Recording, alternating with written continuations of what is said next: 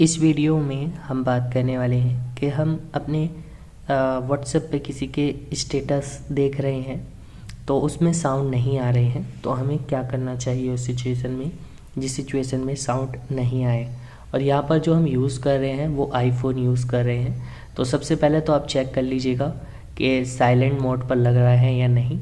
अगर silent mode पर लग रहा है तो उससे जो है आप जो है रिंगर मोड पर लगा लीजिए और इसकी वॉइस भी यहाँ पर बढ़ा लीजिए। ठीक है, रिंगर के साथ साथ साउंड की वॉल्यूम भी यहाँ पर बढ़ा लीजिएगा। ठीक है, तो आपको सबसे पहले तो ये काम करना है। उसके बाद यहाँ पर आपको अपने या तो सफारी में जाना है या फिर फायरफॉक्स, क्रोम, कोई सा भी यूज़ कर सकते हैं। उस पर सर्च करिएगा। यहाँ पर खोलने के बाद downdetector.in downdetector.in पर आप चेक करिएगा कि व्हाट्सएप में कोई सर्वर वगैरह तो डाउन नहीं है, क्योंकि ऐसा होता है कि सर्वर वगैरह डाउन होता है और व्हाट्सएप में या कहीं भी किसी भी फीचर में कोई ऑप्शन बंद हो जाता है।